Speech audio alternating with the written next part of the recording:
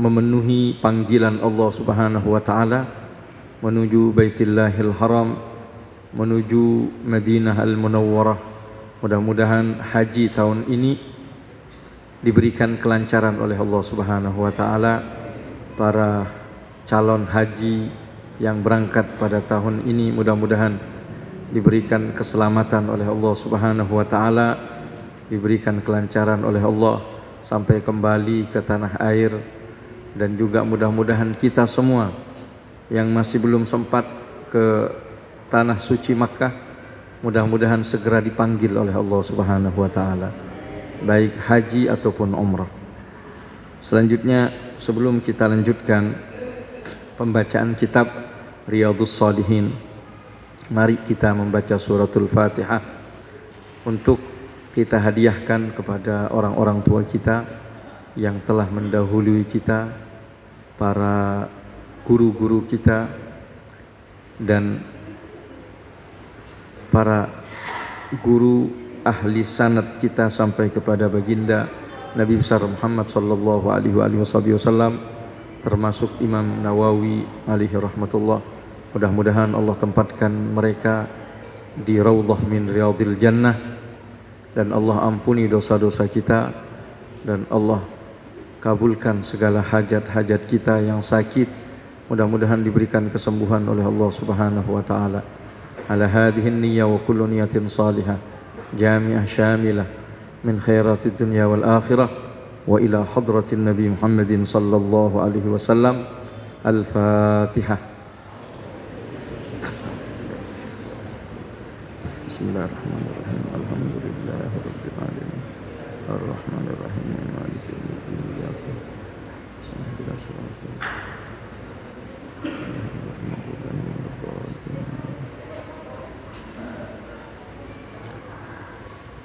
Bismillahirrahmanirrahim. Qala al-Imam Abu Yahya Zakaria An-Nawawi rahimahullahu ta'ala wa nafa'na bihi wa bi'ulumihi fid darin amin. Qala babun fil mujahadah. Pada bab ini menerangkan tentang mujahadah. Kemarin kita buka mukaddimahnya sebelum kita penutupan di bulan Sya'ban yang lalu. Bab ini menerangkan tentang mujahadah, bagaimana seseorang itu selaku hamba Allah Subhanahu wa taala untuk mendapatkan sesuatu itu perlu dengan perjuangan.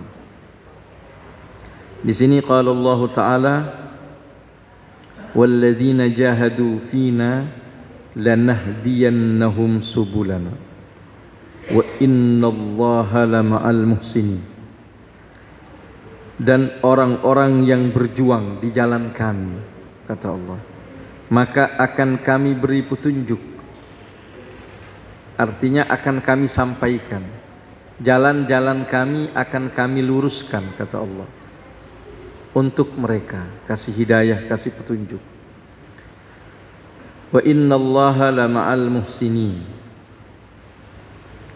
Di sini menerangkan keharusan berjuangnya manusia untuk melawan hawa nafsu, di mana nafsu ini innan nafsa la'ammaratum bisu.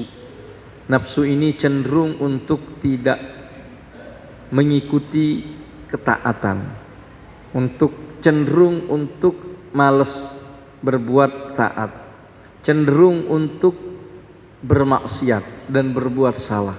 Itu nafsu. Meskipun sudah kita sadari bahwa setiap kesalahan yang bersifat syariat, zahir ataupun batin, itu pada hakikatnya merugikan manusia itu sendiri, tapi tetap aja diajak oleh nafsu. Disuruh jangan main judi, tahu bahwa nggak ada sejarahnya orang kaya gara-gara judi, itu nggak ada. Orang tekor iya, kok masih tetap cenderung nafsu ini untuk mengajaknya. Bahkan kalau udah kecanduan, Masya Allah, di mana Indonesia ini termasuk nomor 1 manusia yang kecanduan judi online. Nah, kok bisa? Padahal sudah tahu itu merugikan. Nafsu. Begitu pula sebaliknya. Sebaliknya, puasa itu membawa kesehatan, sholat itu membuat tenang, membawa ketentraman, kebahagiaan. Tapi kok males gitu. Kenapa? Gara-gara nafsu. Makanya nafsu itu perlu diperangin. Tidak bisa nafsu itu dibiarkan. Wan nafsu katifli in tuhmilhu syabba ala hubbir radai, kata Imam Busiri. Nafsu itu seperti anak kecil. Anak kecil itu kalau enggak dipaksa untuk berhenti nyusu, dia hatta umur 5 tahun tetap nyusu. Kan begitu? Mesti harus dipaksa. Nih udah setahun setengah nih, udah jalan kemari. Saya dulu masih di kampung, masih ingat itu. Ada anak kecil sudah kelas SD. SD ini kan kayak umur 5 tahun lebih. SD paling tidak, kalau sekarang kan umur 6 atau 7 tahun minimal. Nah itu ada temen, kebetulan ibunya jualan di sekitar sekolah. Jadi dia masih nyusu.